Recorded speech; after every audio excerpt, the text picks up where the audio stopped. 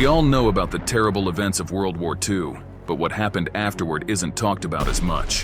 Why was Germany divided into East and West? Let's dive into that, and also see how the German people struggled in the first years after the war. Towards the end of the war and just after it, 3 major international summits were key in deciding Germany's borders.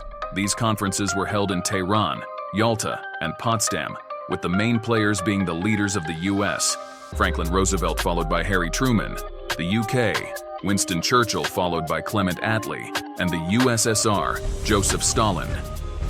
The first serious talk about Germany's future after the war happened at the Tehran Conference in 1943. There, the Allies agreed that once Germany was defeated, they would jointly occupy it.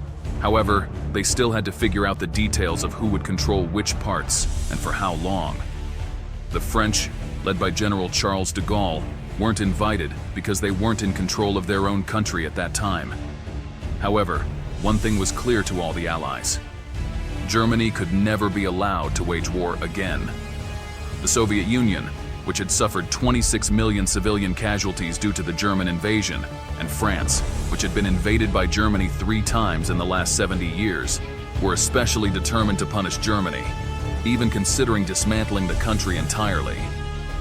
In February 1945, with Germany on the brink of defeat, the Allies met again in Yalta, Crimea. This time they started drawing the borders. Like in Tehran, the meeting was just for the big 3, the US, UK, and USSR, and de Gaulle was left out again. Initially, the French weren't given anything, much to de Gaulle's frustration. However, by then, France had been liberated and had contributed hundreds of thousands of troops to the invasion of Western Germany, giving them some negotiating power. De Gaulle was determined to secure a French occupation zone, seeing it as essential for restoring French pride. The US and Britain eventually agreed to a French zone because it meant less burden on their own resources. Stalin didn't mind, as long as the French zone came out of areas originally allocated to the British and Americans. However, it was the post-war Potsdam Conference that truly solidified the plan for how Germany would be divided and occupied. May 8, 1945 marked the unconditional surrender of Germany, bringing an end to World War II. Just 1 month later, the Berlin Declaration was signed by the 4 Allied powers, the Soviet Union, the United States, Great Britain, and France. This declaration stated that these 4 nations would take supreme authority over German territory. In July 1945, the Potsdam Conference began at Sicilienhof Palace near Berlin, briefly interrupted when Clement Attlee replaced Churchill following a general election. With Roosevelt having passed away a month before Germany's surrender, the US was represented by Harry Truman. Like the earlier conferences, no German representatives were invited to Potsdam. Germany's future was to be decided by the Allies alone. The conference resulted in agreement on the 4 Ds: demilitarization, denazification, democratization, and decentralization of Germany. All parties agreed that Germany's economic unity should be maintained, but 2 aspects were hotly debated. The first contentious issue was Poland. In 1939, Germany wasn't the only country to invade Poland. 2 weeks after the German invasion, the Soviet Union attacked from the east, following a secret agreement with Germany to split the country. Stalin wanted to keep eastern Polish territories and install a communist puppet government in Poland, as well as in other Eastern European countries he would occupy. In what became known as the Western Betrayal, Stalin got his way. To compensate and punish Germany, the Allies agreed to give Poland all of pre-war Germany's land east of the Oder and Neisse rivers, nearly 25% of Germany's total territory. This included rich industrial areas like Silesia and Pomerania, and all Germans living in these newly Polish areas had to relocate. Although this was initially a provisional border, it wasn't until 1990 that it became official. The northern part of East Prussia was annexed by the Soviet Union, and the city of Königsberg was renamed Kaliningrad. With far eastern Germany dissolved, the focus shifted to the remaining territory. The second major issue was war reparations. The Allies agreed that reparations would be settled not only in money, but also in goods and services. This meant complete factories could be dismantled, and industrial goods could be taken from German production. However, it was also crucial to ensure that the German population had enough resources to survive without external aid. Reparations were to be taken from each Allied power's own zone of occupation, with one exception: the Soviet Union. Stalin demanded reparations worth $10 billion, given the enormous Soviet losses during the war. The Soviet Union was also allowed to claim reparations from the other zones. Since most of Germany's industry was in the western part of the country, Germany was effectively divided into western and eastern reparation zones. This approach contradicted the idea of treating Germany as one economic entity and marked the beginning of visible divisions between West and East Germany. Initially, the British were hesitant to occupy Germany due to the potential financial strain on their already tight budget. However, they were eventually persuaded by the promise of American financial support. Instead of jointly administering and policing Germany, as the Allies did in post-war Austria, the decision at Potsdam was to divide Germany into 4 distinct occupation zones, one for each Allied nation. The British were assigned the Northwest Quadrant, the French the Southwest, and the Americans the Southeast. Since the Red Army already occupied much of eastern Germany, the Soviet Union took charge of the Northeast Quadrant, which included Berlin. Interestingly, US and British forces had advanced further into Germany than initially planned, according to the Yalta Conference. As a result, they withdrew to agreed-upon lines, and in exchange, the Soviets agreed to the division of Berlin into 4 sectors. Berlin, although fully within the Soviet zone, was divided similarly among the Allies. Each occupying power further subdivided their zones into semi-autonomous states, or Länder. At the Potsdam Conference, the Allies specifically called for cooperation in governing Germany through the Allied Control Council, a board of senior military officials from each nation, acting as Germany's highest level of government. The council was intended to allow each power to exercise authority over their respective zones, while cooperating on decisions affecting the entire country. However, in practice, this cooperation was often fraught with tension and disagreements. The French, harboring aspirations for a fragmented Germany and bitter about their exclusion from earlier conferences, continually obstructed efforts to re-establish German governing institutions. Unlike the Soviets, who, at least on paper, agreed that Germany should remain unified, the French wanted the country split into as many weaker states as possible. Paris still viewed Germany as the greatest threat to peace, whereas Washington and London now saw the Soviets as the new adversary. The US and Britain worked closely to rebuild their portions of Germany, even merging their occupation zones to create the Bi-Zone on January 1, 1947. This zone included the industrially vital Ruhr area. Meanwhile, France controlled the coal-rich Saarland, turning it into the Saar Protectorate in 1946, a nominally separate state from Germany, not under the Allied Control Council. Border controls were established between the Saarland and the rest of Germany, and French was mandated in schools. However, as the Cold War intensified and it became clear that the Saar people had no interest in becoming French, France eventually joined the Bi-Zone, creating the short-lived Tri-Zone on May 23, 1949. The Allies aimed to keep the German economy unified, but this goal proved elusive. The Soviets, driven to extract reparations, interpreted demilitarization as deindustrialization more aggressively than the other Allies. They dismantled factories and shipped valuable equipment back to the Soviet Union for reconstruction efforts. In all occupation zones, economic conditions quickly deteriorated, leading to severe shortages. People resorted to growing their own food and engaging in black market activities to survive. The Allied Control Council imposed restrictions on industrial and steel production, plunging Germany into a standard of living reminiscent of the Great Depression. Starvation became a serious concern in the years immediately following Germany's defeat. Stalin, in the Soviet-controlled East, imposed a strict Marxist-Leninist state-controlled economy, contrasting sharply with the free market principles of the Western powers.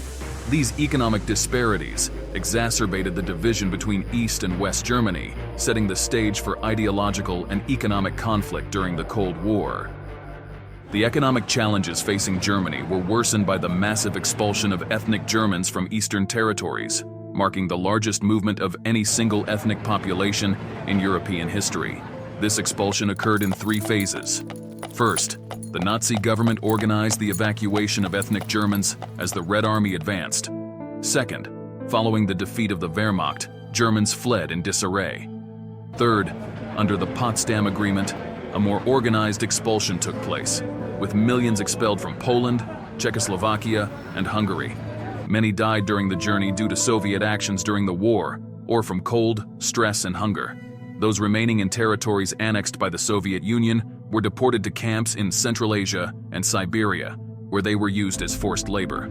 As masses of expelled Germans arrived in war-ravaged Germany, shortages of food, housing, and other essentials led to tensions with the local population. The Allied Control Council faced the daunting task of managing around 12 million German refugees and deciding their fate.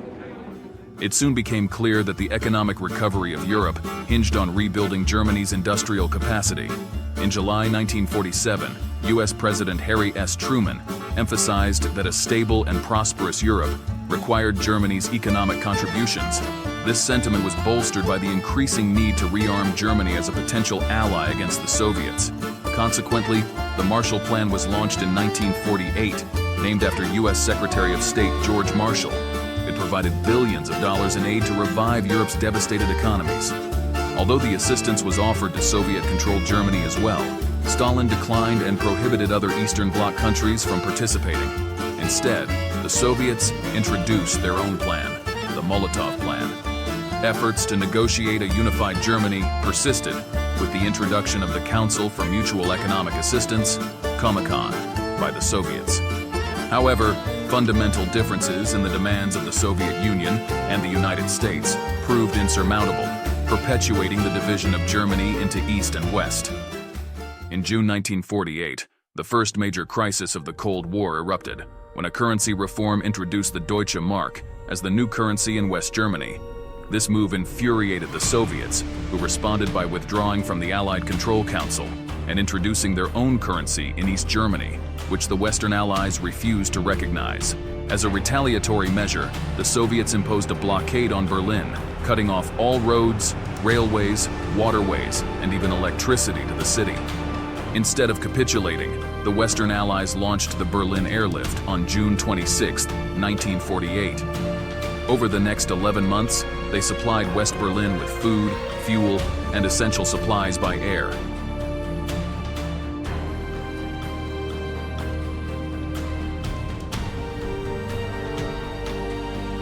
On May 12, 1949, the Soviets finally relented and lifted the blockade, realizing that their efforts to starve West Berlin into submission had failed.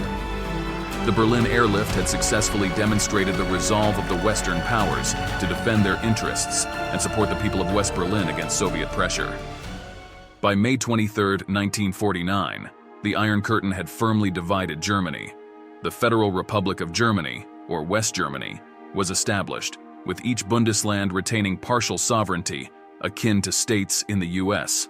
In response, on October 7, 1949, the Soviet Union established the German Democratic Republic, GDR, in the east, governed by the Socialist Unity Party of Germany. Both Germanies claimed to be the legitimate government of the entire country, refusing to formally acknowledge each other's existence. Despite its name, the GDR operated as a communist one-party state, following directives from Moscow.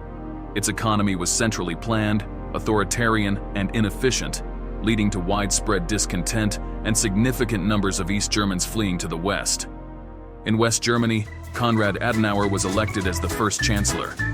In 1951, West Germany became a founding member of the European Coal and Steel Community, a precursor to the modern European Union. In 1957, it reintegrated the Saarland, which France had relinquished. Over time, a wall was erected between East and West Germany to prevent emigration from the economically struggling East to the prosperous West. By the 1980s, the stark economic and social disparities between the capitalist West and the communist East were becoming increasingly apparent. Peaceful protests began to spread throughout the communist bloc, including East Germany. Then, on the evening of November 9, 1989, a mistake by the East German press secretary altered the course of history. We have decided today to allow all citizens to travel through the border crossings of the GDR. Though this statement was incorrect, citizens would actually be able to apply for travel permits in the coming months, not immediately. The words spread rapidly. thousands of East Germans rushed to the border crossings, believing the gates were open. Confronted with the overwhelming crowd, the border guards, without clear orders, eventually opened the gates, allowing East Germans to flood into West Germany. Thus, on October 3, 1990, Germany celebrated its reunification as the Berlin Wall fell. The reunification marked the end of decades of division and symbolized the conclusion of the Cold War to the world. Looking back, the division of Germany emerged because of escalating political tensions rather than a deliberate plan. Initially, the Allies aimed to govern Germany collectively, but the onset of the Cold War prompted each side to prioritize their own strategic interests. The reunification of Germany in 1990 stands as one of the defining events of the 20th century. It represented an immense political, economic, and social challenge that remains unresolved to this day. Despite the reunification, significant economic and cultural disparities persist between the former East and West Germany. Achieving full integration continues to be a complex and ongoing process,